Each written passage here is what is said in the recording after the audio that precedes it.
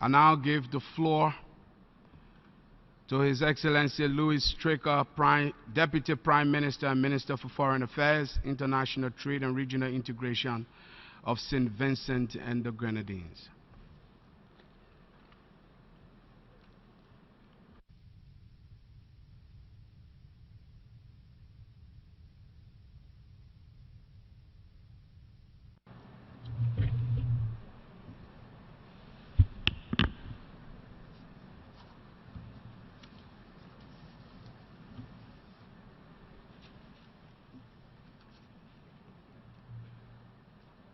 Mr. President,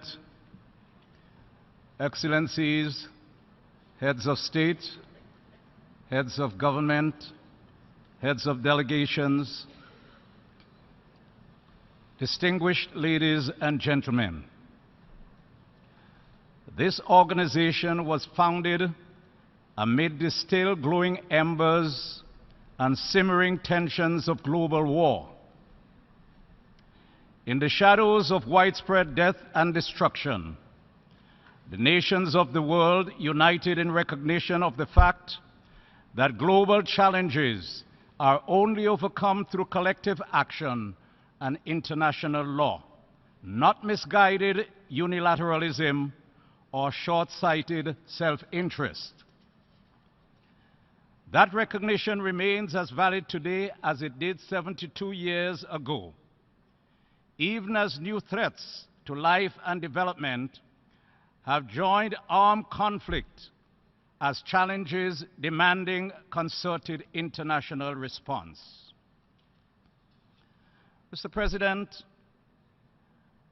let me here and now express on behalf of St. Vincent and the Grenadines our stand in solidarity with the government and people of Mexico as they suffer the devastating effects of yet another earthquake. As I speak to you today, the island of Dominica has been leveled by a direct hit from Hurricane Maria. Even as it was still in the midst of its recovery from the widespread devastation wrought by Tropical Storm Erika 2 years ago. No individual in that country has been spared. A series of hurricanes, namely Harvey, Irma, Jose, and Maria, of unprecedented intensity, has struck the peoples of our region with unerring accuracy and rapidity. The states affected are the United States, Antigua and Barbuda, Anguilla, Dominica, Cuba, St. Kitts and Nevis, the Bahamas, the British Virgin Islands, the United States Virgin Islands, St. Martin, Puerto Rico, and today the Turks and Caicos Islands. In the space of 5 weeks, each of these countries and territories has been struck with a force as of a weapon of mass destruction. Hundreds of people are dead. The damage to infrastructure, while still being calculated, is already over $130 billion. This Atlantic hurricane season is likely to be the most expensive in history. Developmentally, the affected countries will take years, if not decades, to recover from the devastating battering. Mr. President, make no mistake, the death and destruction wrought by this hurricane season are not merely freak weather events or vengeful acts of God. They are the direct results of the acts and/or omissions of man. They are the manifestations of climate change, the symptoms of the prescient predictions made by the overwhelming majority of scientists. Almost every year is hotter than the previous one. Almost every hurricane season more intense. Almost every storm, drought, and flood more destructive than the previous one. Today, it is a bare-faced insult to the intelligence and experience of the peoples of island states and coastal areas to call climate change a hoax. At this point, it is almost cliché to reaffirm that small island developing states are the most vulnerable to climate change while contributing the least to the emissions that cause it. But that truism is the foundation of our just, urgent, and unavoidable demand that the nations that have contributed most to climate change similarly should do the most to mitigate its effects and assist others in adapting to the dangerous new realities. Our global community, in the great traditions of the United Nations and in the spirit of the founders of this organization, came together through hard-fought negotiations to craft the Paris Climate Accord, an ambitious, if imperfect, agreement designed to arrest climate change and assist the most affected.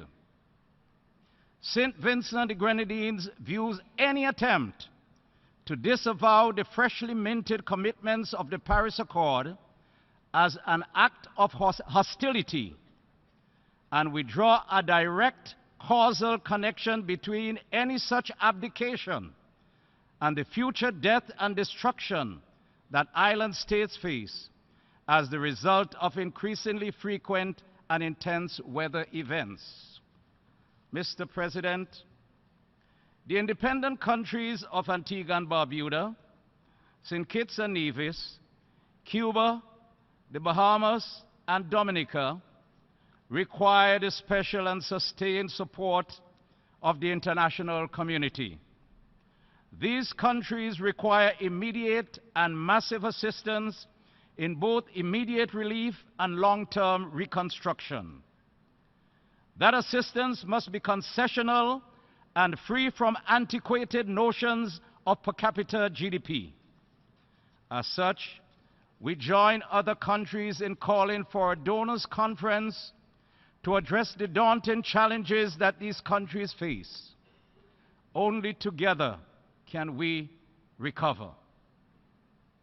Additionally, the Caribbean territories with special relationships to colonial powers in the United States, the United Kingdom, France, and the Netherlands are in desperate need of assistance and with limited options for international cooperation, given their unique political statuses.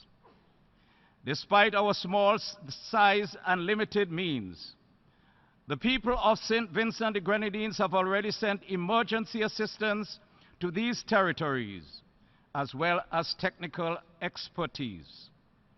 We call on both administering powers and potential donors to look past political issues and look instead at the needs of the affected peoples and communities.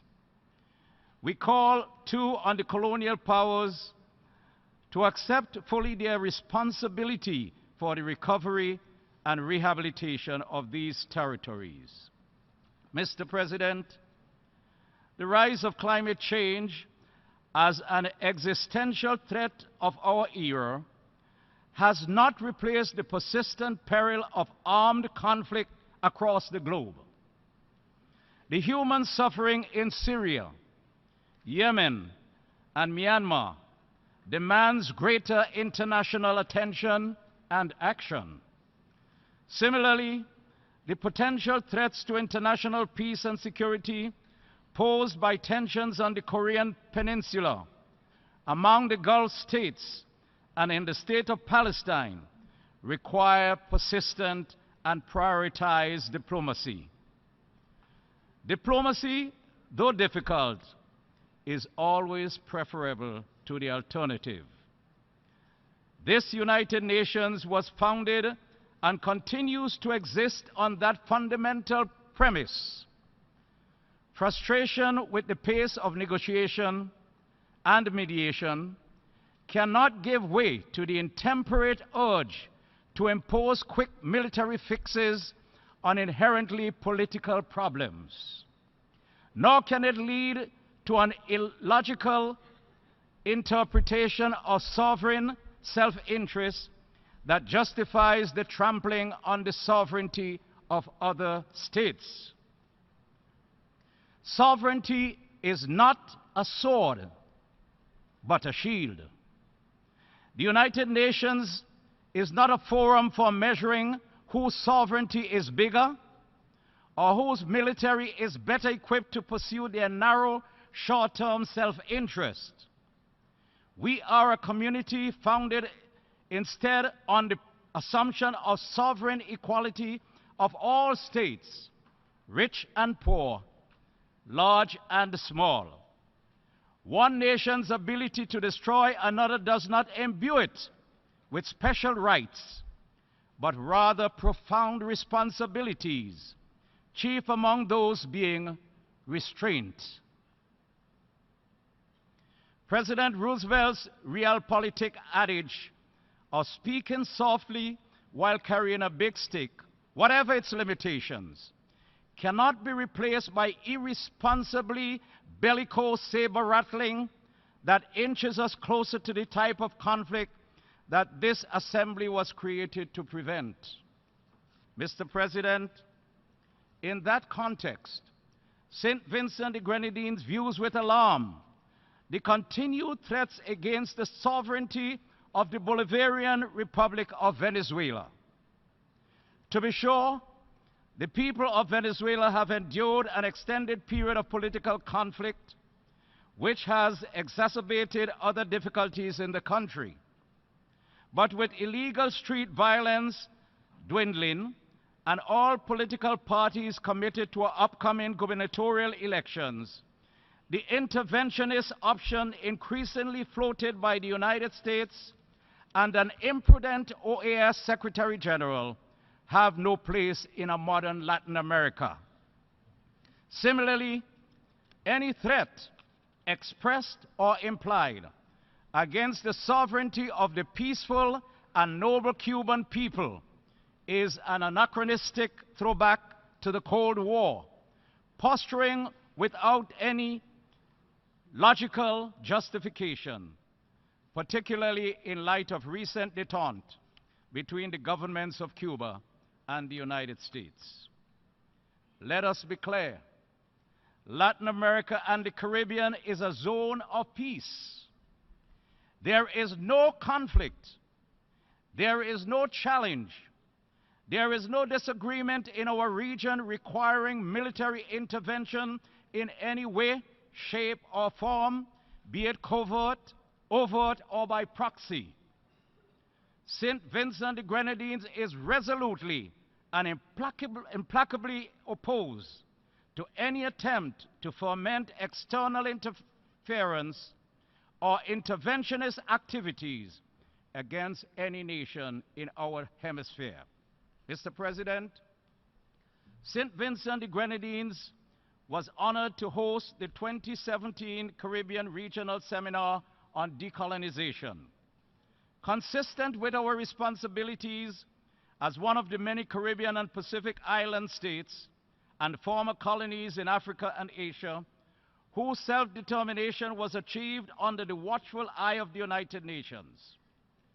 The inconvenient truth is that the decolonization process remains incomplete, and an intensification of effort is essential in achieving the goal of full self-government through the attainment of a legitimate political status option, providing for absolute political equality.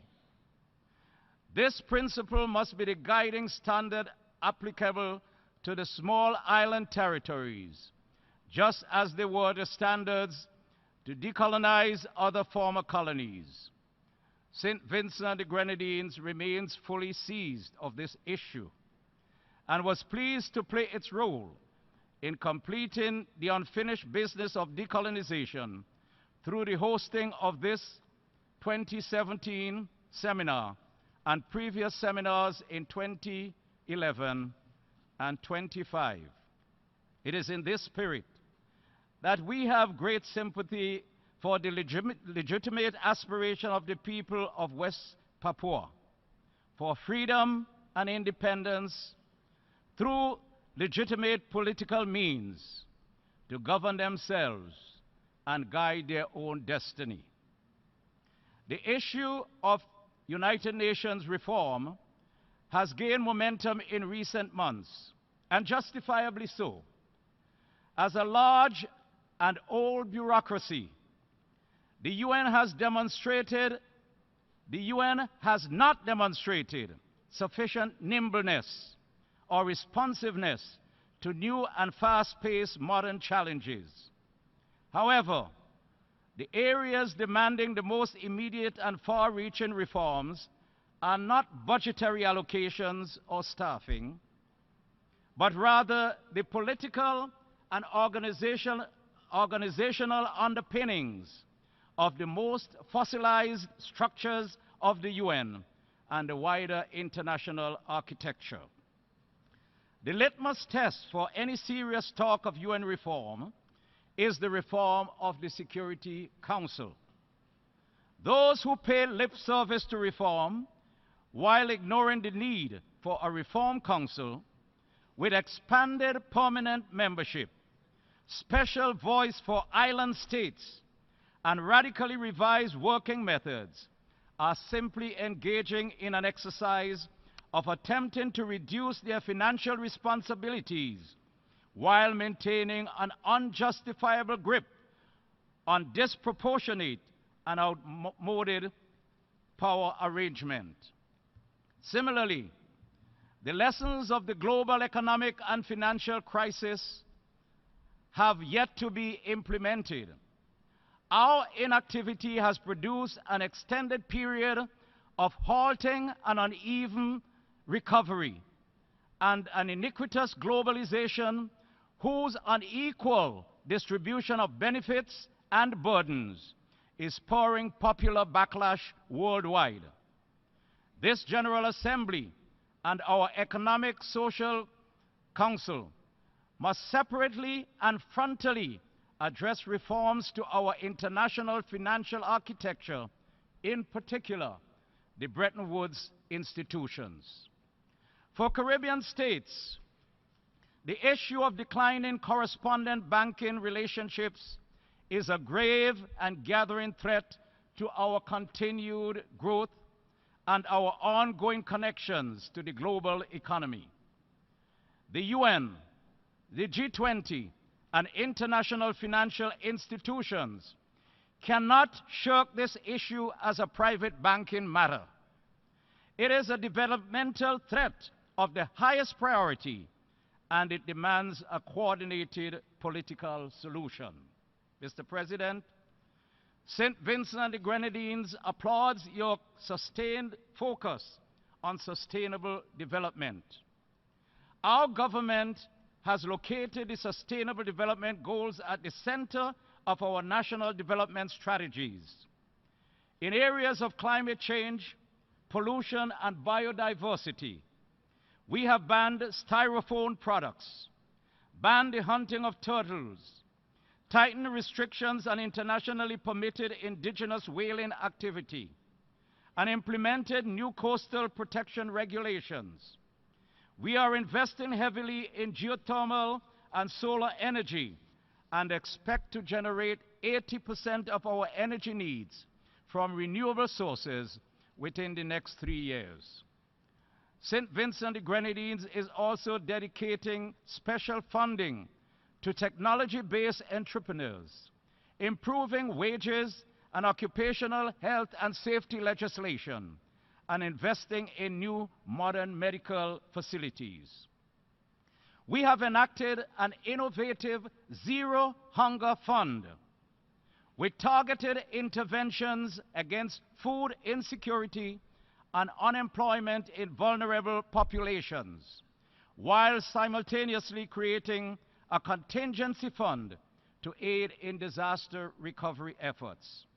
We are serious and committed to the achievement of all of the SDGs by the year 2030. Nonetheless, as you and the Secretary General have recognized, achievement of the SDGs requires international cooperation and the commitment of new and additional funding. Ours is the only body that can generate and sustain the necessary political will and resources to give life to the ambition of the SDGs. The link between development and peace is well established, and the link between peace and the United States, the United Nations, is immutable. Mr. President, a substantial part of the backdrop or context of the continuing socio-economic challenges of the nation states of our Caribbean civilization is the awful legacy of underdevelopment which European colonialism has bequeathed to us as a consequence of native genocide and African slavery. The international campaign for reparations from the former colonial powers to assist in repairing this malignant legacy is urgent and timely. It deserves the full support of this Assembly, particularly within this decade, declared to be focused on the upliftment of persons of African descent. Mr. President, I repeat yet again the necessity and desirability for the responsible authorities in the Dominican Republic and the United Nations to address properly once and for all the respective issues of the denial of citizenship for persons of Haitian descent in the Dominican Republic and the cholera epidemic which some of the United troops in Haiti had initiated. Mr. President, in the quest for deepening multilateralism, international cooperation, and peace, and glaring injustice of the continuing Taiwan's membership in the special agencies of the United Nations demands correction. The ghosts of the divisive past ought to be laid to rest. Taiwan's legitimate incorporation into the family of nations is long overdue. How do we neglect or deny 23 million people who have been contributing so much to developing countries in every sector of their economy? And how can we deny them entrance into the organs of the United Nations? It is unfair and unjust and should be remedied. Mr. President, the travails of the people of Palestine arising from the illegal occupation of their lands continue to haunt us globally. This United Nations General Assembly has repeatedly pronounced in favor of the rights of the Palestinian people, but the illegal occupiers, backed by a handful of powerful states internationally, have continuously thwarted the will of the international community. Peace in the Middle East will continue to be a mirage unless the national rights of the Palestinian people are recognized and upheld in practice. Mr. President, as we speak in this hall today, we seek to amplify the echoes of the visionaries of yesteryear who stood at this podium to give voice to the system of multilateral cooperation and mutual respect that has defined our post-war existence. New challenges may arise, but solutions are eternal. Diplomacy, ambitious action, and respect for the sovereign equality of all member states. Multilateral diplomacy may be messy and imperfect. International law may be frustratingly inconsistent. The path of development may be beset on all sides by natural and man-made obstacles. But united, we have always been greater than the sum of our individual parts.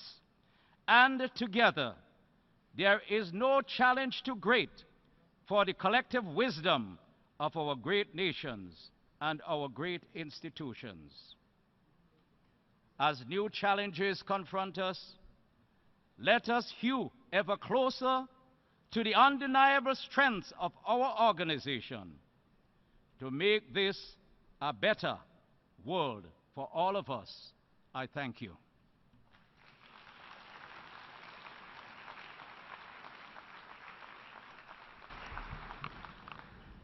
I thank the Deputy Prime Minister and Minister for Foreign Affairs, International Trade and Regional Integration of St. Vincent and Grenadines for his statement.